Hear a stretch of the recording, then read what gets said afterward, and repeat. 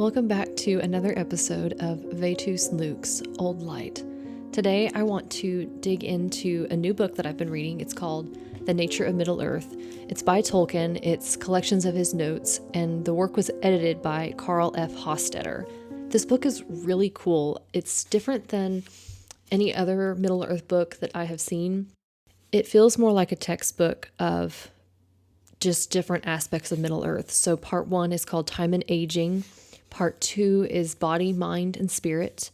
Part 3 is the world, its lands, and its inhabitants. And then there's an appendix or two, rather, and some glossaries. But it's really fascinating to read. Each chapter, well, most of the chapters that I've read thus far are pretty short, and they're just edited collections of Tolkien's notes as best as they can be transcribed from either his handwriting or his typed notes on just all these different topics related to Middle-earth, more of the metaphysical, philosophical, and scientific underpinnings of Middle-earth.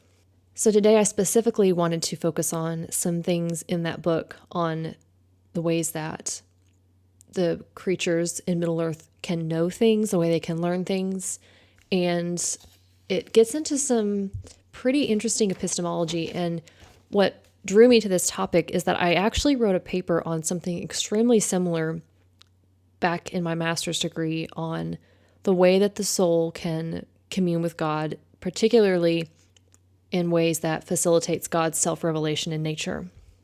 In that paper, I primarily focused on the how of general revelation, not so much how God reveals himself, but how we can attend to it. I focused a lot on the concept of attention and what that means, what kinds of spaces in which attention can take place, lots of different topics. But before I get into the paper, I want to go do a deep dive into Tolkien's concepts of knowledge and learning, and then show how that parallels with certain theological ideas that I was wrestling with in this paper. So from what I can tell in these notes, it sounds like Tolkien is describing the ways that elves can know things primarily, but it's also applicable to men, especially Númenórean men, and the Valar, and ultimately Ilúvatar, the ways that knowledge can be transmitted from one being to another. I won't go into the more ordinary ways of knowing things, the more ordinary ways of learning. I want to focus on his concept of divining first. He distinguishes divining from merely guessing or surmising. It's actually a direct arrival at some kind of knowledge, or at least close to knowledge, without the use of someone's reasoning or being taught by some other living person, another living creature. I want to read you a quote from Tolkien's own words in the book, and he says that divining is a swift mode of learning from authority that can only happen when someone is in direct contact with another mind, or unless it's some kind of inspiration, some direct inspiration from Eru or Ilúvatar. It can happen, and that's the end of the quote, it can happen a few different ways. It can happen between any embodied mind, so some kind of physical creature like an elf or a man, and it can happen between, obviously, creatures of the same kind of order. Even at a distance, this kind of communication, this divining, it's essentially a meeting of the minds where two minds, even if they're at a distance from each other, they can still communicate with each other in that way and transmit knowledge, communication. Now, this kind of communication doesn't just occur between beings of the same order. So it's not just between men and men, or elves and elves, or Valar to Valar. It can also happen between a higher and a lower order of mind, but higher orders of mind cannot coerce or dictate to lower orders what to do, or can't control them in any way just because they're a higher mind. It can only occur when a lower mind consents to this process or desires it to happen. This opens up that lower mind to the higher mind. There are instances in The Lord of the Rings where characters will call on certain Valar by name, as if they're invoking like a guardian angel or a patron saint kind of ritual. And it usually happens when they're in great need or in some kind of doubt.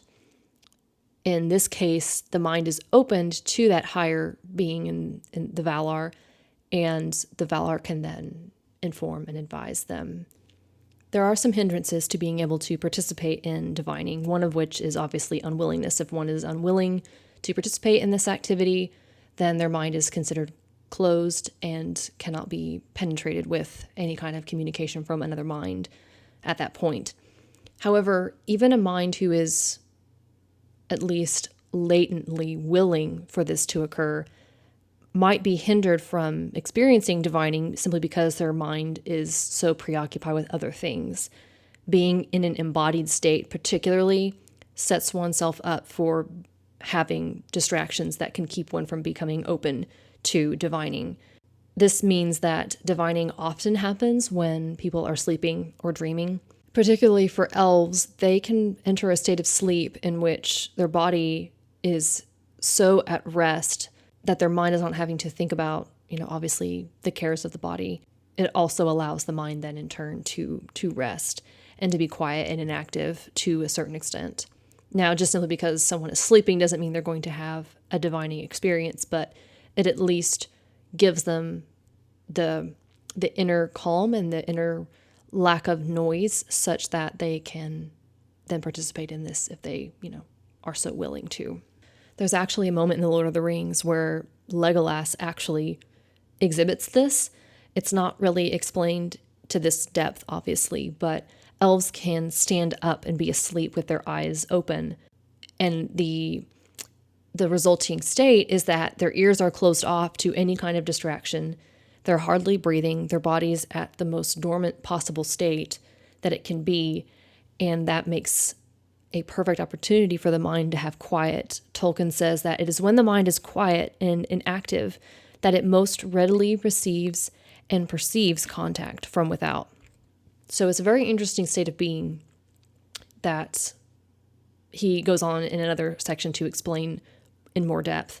There's a concept that he calls Ósanwe-Kenta, which is essentially communication of thought.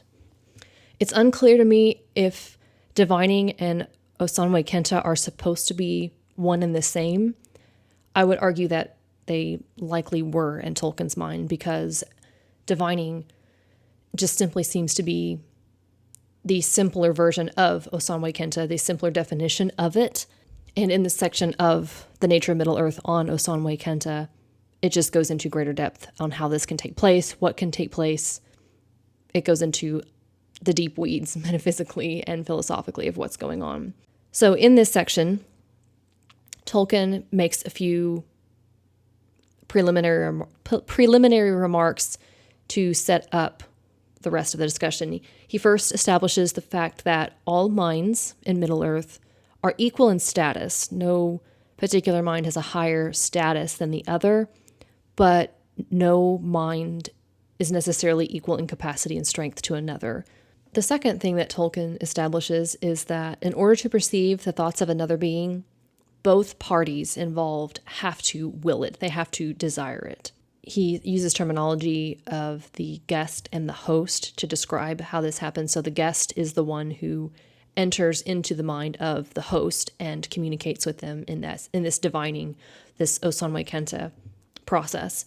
And so when the guest comes in, he can give knowledge to the host when the host is, willing to receive it.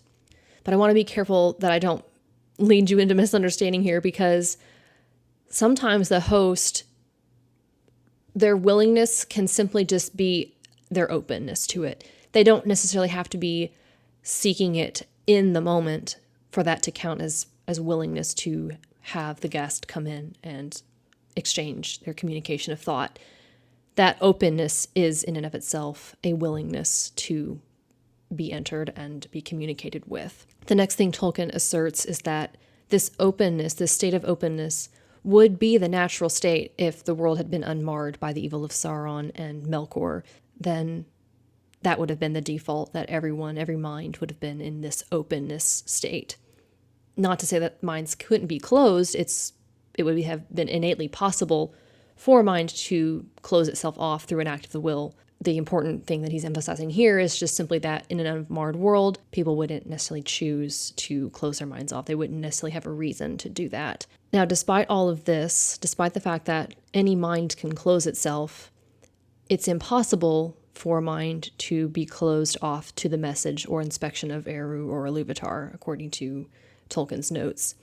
The host in that case may not heed the information, they may not accept it and follow the information that they've been given, but they won't be able to say that they didn't even receive it, so it leaves them without excuse. The physical body can dim the perception of Ósanwe-Kenta because it distracts the mind in just, natural ways. Being embodied naturally means that the mind is occupied with keeping the body alive, keeping bodily functions alive, dealing with bodily urges, all those kinds of things. And so it's not such that it's not the case that the body is bad.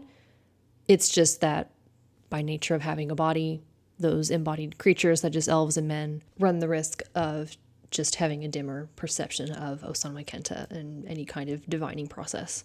Language is another impediment to this because language is easier than Ósanwe-Kenta, that process.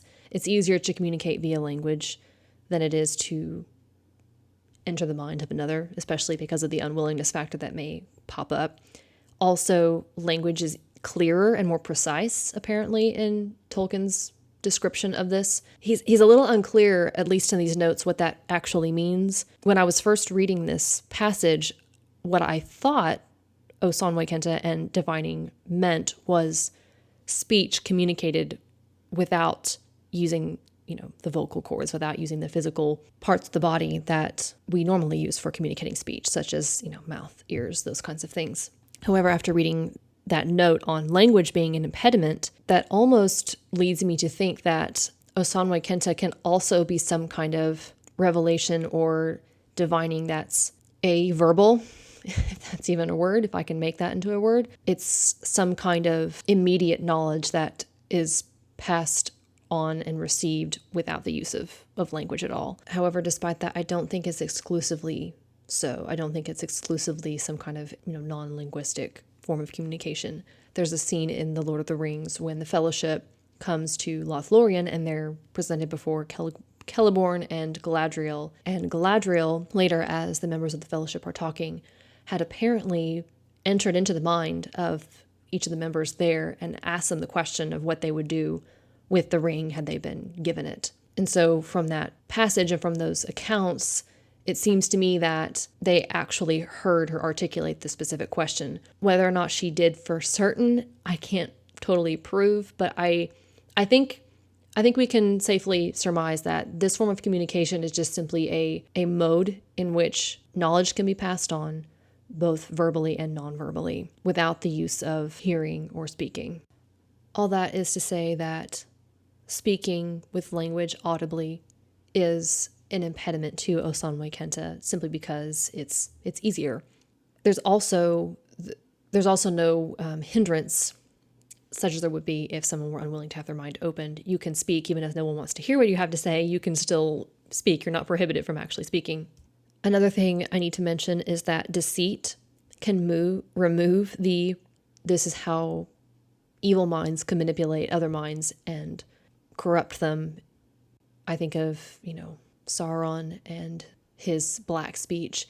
In The Lord of the Rings, the black speech was something that the characters were afraid to speak because of the great evil that it carried.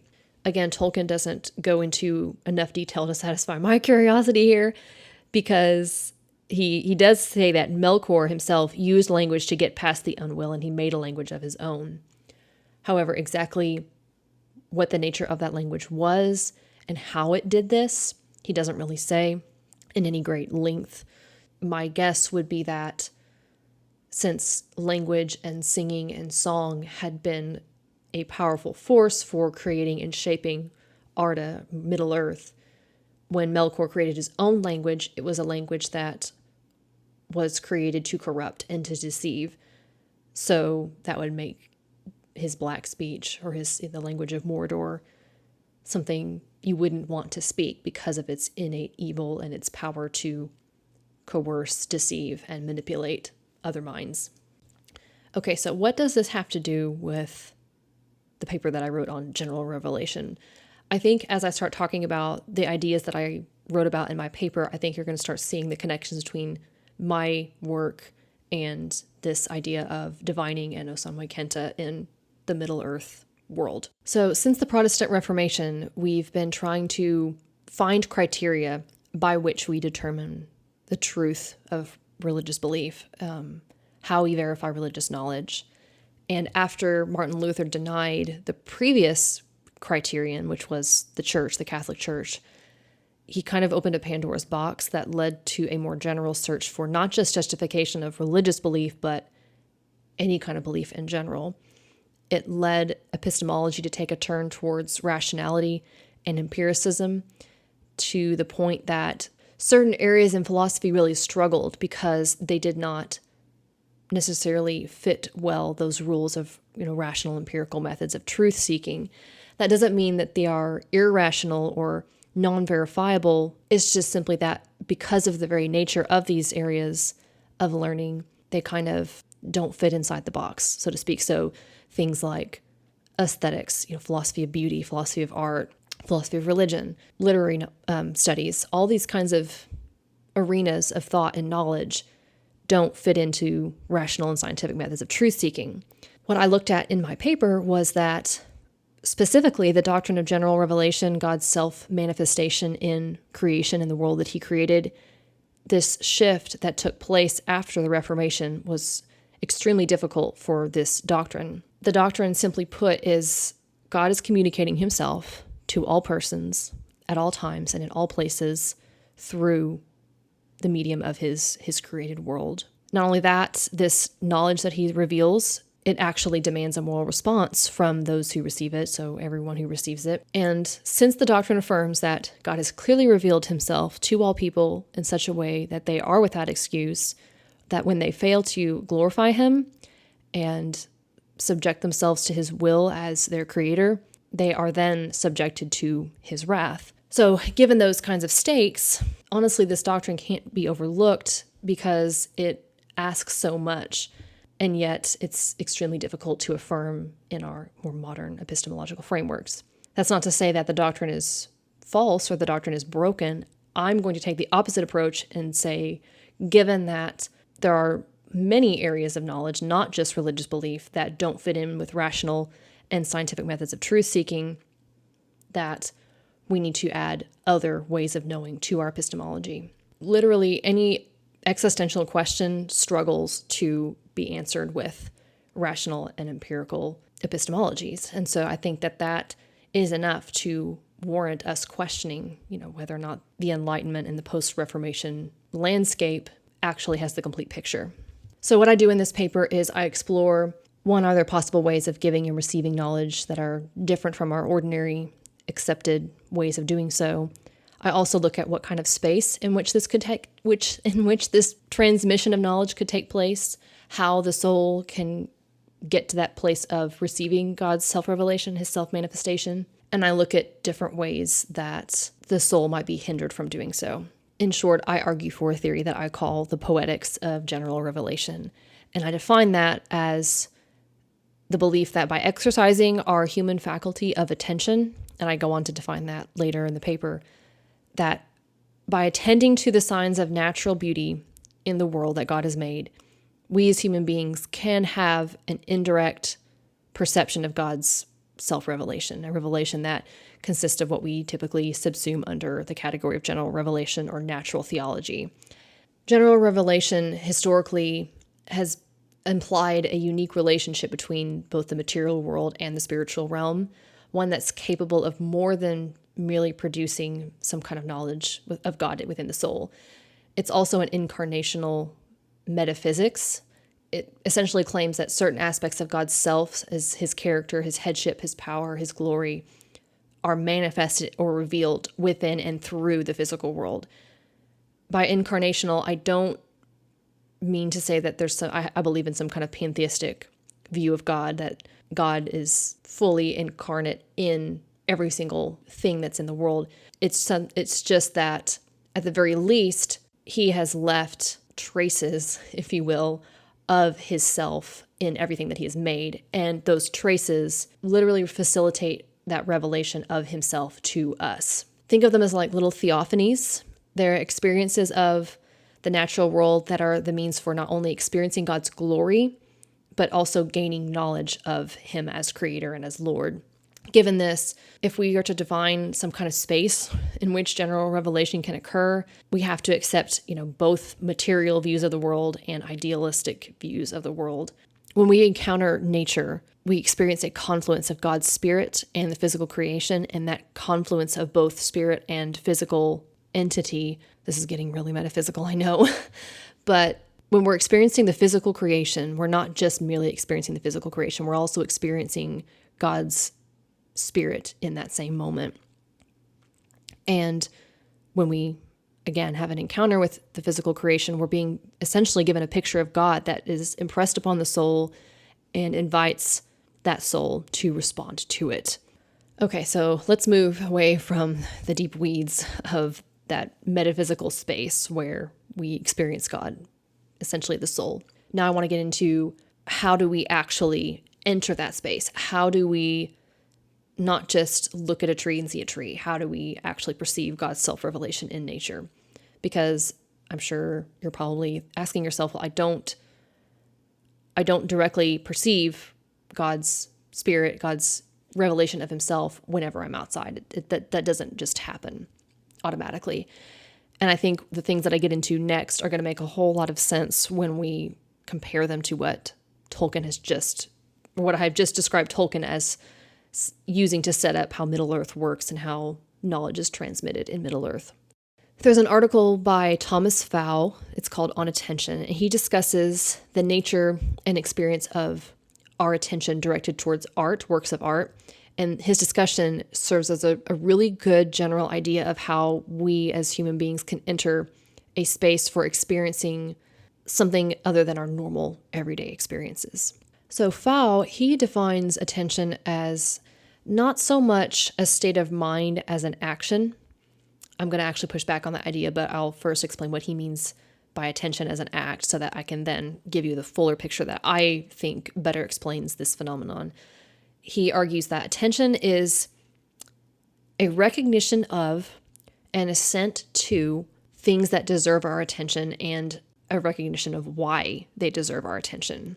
He calls it a creative and ethical act that involves us assenting to an unconsummated good. And this can be a good that's in any given object. In his discussion, it's particularly works of art, the good that a work of art is and can give us, but it's unconsummated until we actually turn our attention towards this object. So in essence, he defines attention as a focused and undesigning participation in our experience of art. Interestingly, he says that when we actually perform the act of attention, we then move beyond what he calls the realm of personal choice or preference, and we're just simply absorbing the meaning of this work of art passively. It sounds very much like that openness concept that Tolkien was describing. It's when the host becomes open to receiving some kind of experience. They don't necessarily have to be seeking it. It's simply an openness and a willingness to be spoken to. However, I disagree with Fow on one point because he wants to move away from saying that attention is just a state of mind. And I think that it really has to be both an act and a state of mind. I think attention is best understood as an act in which we put ourselves into a state of mind that is passive and open to receiving. We can then later close that attention. We can begin and end attention of our own free will, of our own volition. But once we are in that state, we have rendered ourselves passive to receiving the experience. For Fow, it's receiving the experience of the art and the goodness that is latent within it. For Tolkien and Middle-earth, it is the reception of the guest into the mind of the host. And for my discussion, for the understanding of general revelation, it's being passive and being attentive to God revealing himself to us through nature. The more that we open ourselves up to receiving the knowledge of God in his creation, the more that knowledge of himself is going to act upon our mind and fill us with knowledge of him. It's going to enhance our intimacy between our mind, our soul, and God. So the last thing I need to cover is the fact that despite the fact that we are all, according to Romans 1, given this knowledge of God, not everyone believes in God. people resist his revelation and deny it. I need to explain some of the more theological concepts surrounding that and show how it ties into Tolkien's idea of unwillingness, and also the fact that even an unwilling mind cannot be completely closed to Iluvatar. He can even penetrate through that unwillingness because of the nature of his being. To do this, I'm going to look at some stuff in Arthur Schopenhauer's philosophical thought, specifically his aesthetics, because his theory of aesthetics, that's hard to say, is really helpful for understanding how and why some people accept this knowledge, accept this revelation of God, and others don't. Some deny that God exists and believe that there's not enough evidence for God's existence, and all these different things. And so how can that even be possible if we assert that God has revealed himself to all people such that all people are without excuse? So Schopenhauer, he defines an experience of art, an aesthetic experience, as going beyond just merely perceiving the thing itself, the actual artwork, or the beauty in nature. And it's an actual perception of the idea or ideal in which that thing participates. Think of it as the essence of the thing, not just... So here's an example. When I perceive a beautiful work of art, I'm not just in awe of the thing itself.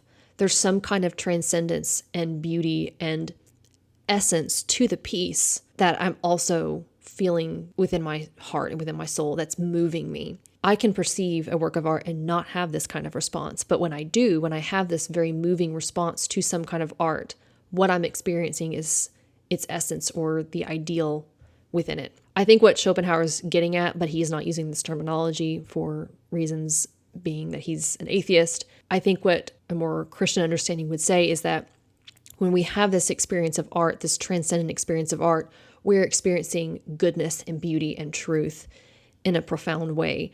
The art is participating in these fundamental aspects of reality and the nature of God.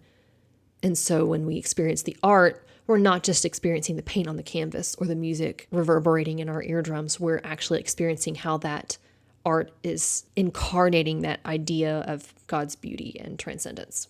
So I think that's what he's getting at. Some people, according to Schopenhauer, are better at having this kind of experience than others. Schopenhauer uses the term genius to describe a person who has what he calls an objective orientation of the spirit, just essentially meaning that they are the kind of person who can easily lose themselves in this experience of, the beauty and the goodness, that transcendence of art. And they can do that to a greater extent than most other people. This comes from the fact that the genius in Schopenhauer's picture has a certain restlessness. They're never really satisfied with just ordinary experiences of things, and they want to broaden their horizons far beyond just the tangible reality that's right in front of them. And they do so by using their imagination. However, ordinary people, the non-genius, he says, and by the way, genius versus ordinary has nothing to do with intelligence. It's more so their sensitivity and their drive for these kinds of things. But anyway, so the ordinary person doesn't have that restlessness to the same extent as the genius. And because of that, they're not able to deeply contemplate or appreciate art for very long. And they're more easily satisfied with just ordinary or even trivial kinds of experiences. They don't have the appetite for it. They don't see significance in these things like the genius does. They're really quickly done with and bored with works of art and the beauty of the natural world. So if we think about this in the light of general revelation and in the light of Tolkien's idea of Ósanwe-Kenta, all creatures, all people, all persons have the ability to engage in this experience, just some have it to differing abilities than others. Everyone possesses the ability to attend to God's revelation in nature, to experience him in the things that he has made. It's available to everyone who's lived in the world and who will live in the world.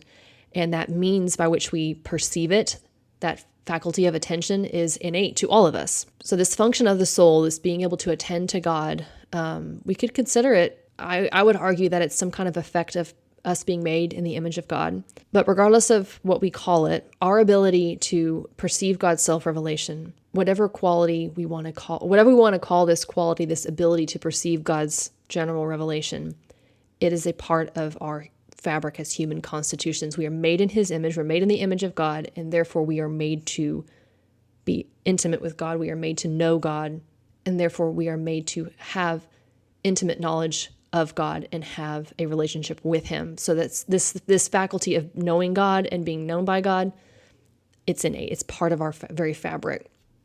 What's different in both Schopenhauer's picture and in Tolkien's picture is the degree or the willingness to exercise this ability and explore its potential. The issue is not that God hasn't revealed himself or God hasn't been clear. The issue is that because of our free will, we cut ourselves off from or fail to even attend to it. Attention as a practice, it takes willingness to actually undergo it, just like it takes willingness to participate in Ósanwe-Kenta. But it also takes cultivation. Remember what I said about how Tolkien said that language is a hindrance to Ósanwe-Kenta? He also says that the more that a person relies on language to communicate, the less skilled they are at Ósanwe-Kenta. And it's the same thing here.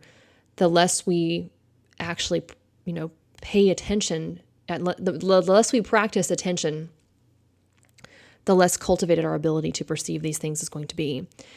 In our very modern utilitarian world, we are no longer surrounded by natural beauty like we used to be. This is one of the first generations, if not the first generation, to live most of our existence indoors. So we're not even around nature nearly as much as we used to be in previous generations. So we're cut off from even having the opportunity to practice this just by nature of our lifestyle. The more that our experiences become mediated through digital means, we're going to continue to lose our grip on what it means to even live in a physical world. We're going to see ourselves less and less as souls in a physical world. We're going to see the world as less full of God's glory because we're not even going to be out in it. So going back to the willingness idea, we all have the ability to receive God's revelation. We all have the ability to attend to it, but if we haven't cultivated that spiritual character that we need to do this, that desire to actually attend and be taught by God, then we're going to lose that ability or just not have any interest in doing it. Some may pass their entire lives without even giving more than a few brief spans of time to this kind of attention. It scares me to think about children today who are being raised so dependent on technology that by the time they're, an adult, how much time will they have even been given or taken the chance to use for, attending to the physical world, attending to creation, attending to beauty, not just in the natural world, but in art. So when we fail to, heed God's revelation, just as characters of Middle Earth can fail to heed the message of Eru or of Iluvatar, it's our own fault. It comes from a lack of our will to exercise what we've innately been given. It's just like if we refuse to walk when we have legs or refuse to eat when we have a digestive system. It's just simply not being human. If we don't attend, if we don't use that faculty, then we're just cutting off a part of our human nature, essentially. So before I wrap up, I want to quickly just put a few theological fence posts around this idea and just reiterate that this idea is within, I think it's within the limits of orthodoxy. The church has traditionally held that general revelation, God, his mediated revelation of himself in nature, is the foundation for what we call special revelation that's contained within Scripture. Special revelation would be things like the mode of redemption, the mode of salvation, particularly the deity and birth and death of Christ. And general revelation just serves as the foundation for, later receiving that special revelation from Scripture. It first establishes general revelation, first establishes that, God is creator and he is the one to be worshiped and he is powerful and he is good. And that lays the groundwork for us then later receiving his special revelation in Scripture. This ability to receive God's revelation is innate. The fact that we have so many diverse religions seeking to answer questions and seeking to, know God also echoes this idea of it being an innate faculty that we are trying to exercise.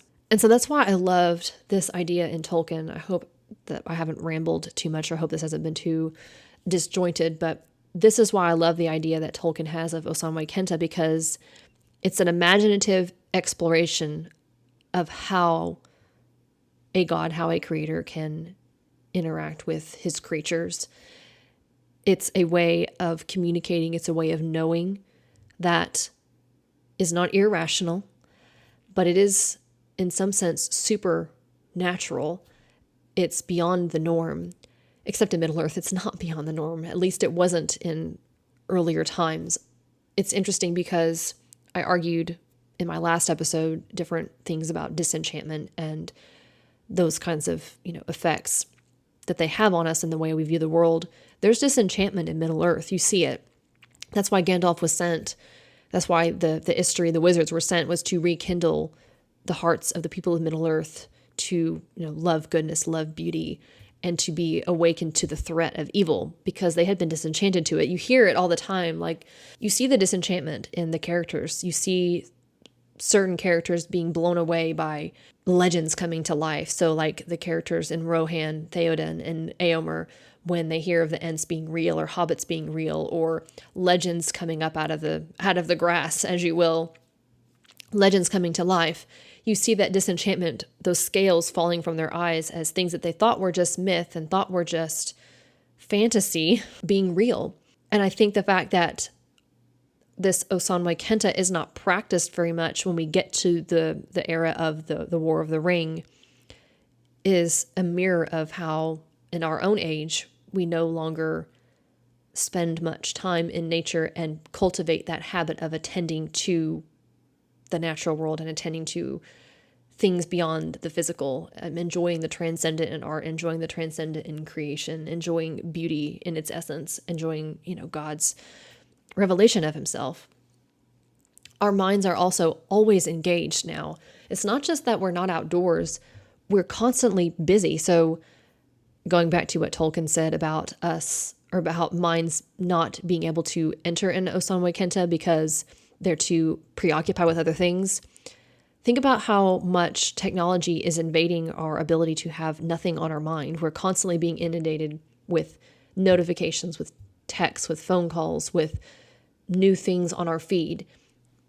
It's possible to go through an entire day, an entire week, where our mind is always engaged, but it's engaged on meaningless and empty and disenchanted, de-incarnate things that have no touch with transcendence, that have no connection whatsoever to beauty, to God's self-revelation, all these different concepts that we've been throwing around. And so to kind of wrap all this up, I think this idea and this concept is extremely useful. And this is why I love fantasy. This is why I love reading these kinds of works, because I feel as if every time I do, my imagination is strengthened. My disenchantment that I've inherited from, the legacy of the Enlightenment. Every time I read fantasy, those scales are coming away. Legends are coming to life. Transcendence is coming back into the way that I view the world. And I'm better able to grasp spiritual things and wrap my mind around spiritual truths. It's not that I have fully articulated the how of God's revelation. I think if I could, I would rob it of its transcendence. There's always an element of mystery to these theological things, but I think at least I have grasped the idea, at least to my own satisfaction, enough that I can understand and no longer question the truth of the claims in Romans 1 that God has revealed himself to all people, leaving them without excuse. Just like in Middle-earth, those who hear the message of Eru may not heed it, but they can't say they didn't receive it. So, I think I'll wrap up here. This feels like a good place to end this lengthy ramble. I hope it wasn't too disjointed. And as always, I appreciate your feedback, your thoughts, your questions. If I can clarify anything, I would love to do that. But I hope you enjoy this, and I will, quote, see you again next time.